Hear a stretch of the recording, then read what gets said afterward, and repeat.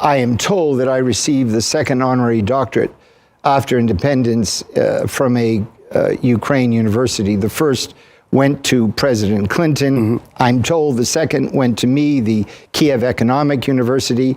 I championed Ukraine independence. I worked very closely with the Ukrainian American Credit Union movement. I advocated, went to the White House, went to Congress, and advocated funding for the Ukrainian Credit Union movement. So I am well versed about Ukraine.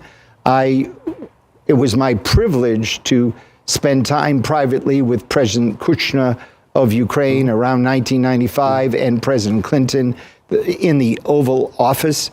I have watched this situation very closely. I had I sat next to Sandy Berger, the National Security Advisor, and I discussed with him over a 3-hour period, not only Ukraine, but Ireland, India, and Kosovo in particular. So I am somewhat well versed in the Ukrainian situation. I am a staunch admirer of the tenacity, strength of character, and resilience of the Ukrainian people. Having said that, perhaps it was unwise for the United States and Europe to push the envelope vis-a-vis Russia. We have to remember that during the last 900 or so years, Ukraine has only been detached from Russia for 30 years. Perhaps it was wise to stick to the Bucharest agreement or accords or understandings, let's call them.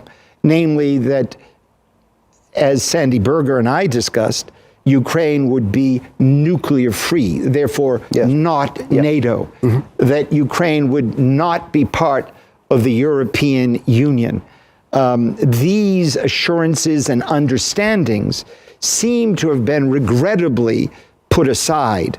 And unfortunately, it would seem, based on what I understand, that shortly before the horrific invasion of Ukraine on the part of Russia, that Ukraine had struck a deal with the Germans involving large amounts of its erstwhile rare earth minerals and other things. These series of events, the seizing of 2,500 or 3,000 Orthodox churches and transferring them from Moscow to the sea in Istanbul, you can go through a litany of things that occurred that might have been unfortunate moves and exasperated individuals. I'm reminded of McGeorge Bundy, who was National Security Advisor and a North Shore neighbor of ours. I went to McGeorge Bundy's 45th wedding anniversary at his house. I remember McGeorge Bundy explaining to me, Christopher, the Soviets in Cuba was not about Miami. It was about the Mississippi River.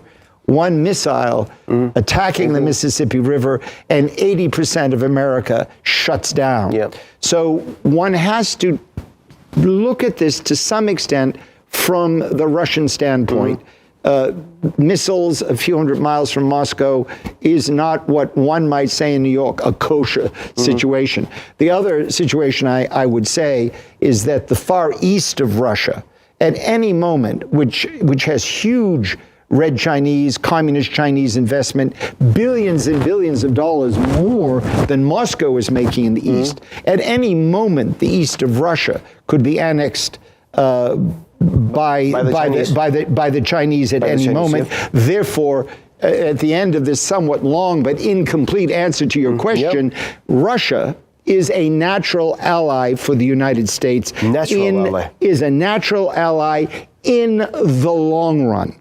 And please, if I just may add one thing, please remember that in the paltry 10 or 12 or 14 billion dollars or so that Germany has contributed in arms, which is nothing, absolutely nothing in the scheme of things. Yet Germany and the other countries of Europe, daily, weekly, and annually, are giving far more money to Russia in terms of payments for other goods and services. And every single day, iron ore leaves Ukraine traveling to communist China. So let's put this into perspective.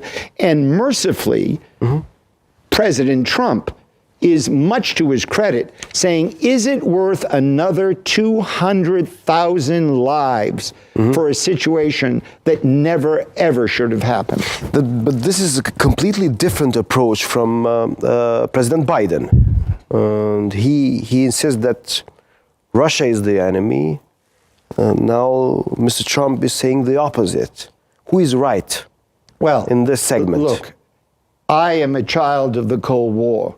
I visited Moscow in 1963. 1963, my father and brother and During the Khrushchev era. were the only three tourists, American tourists, in Moscow at Christmas 1963, at least according to the U.S. Embassy. Kennedy had just been assassinated in November, and in mid-December, we were in Moscow spending Christmas at the American Embassy.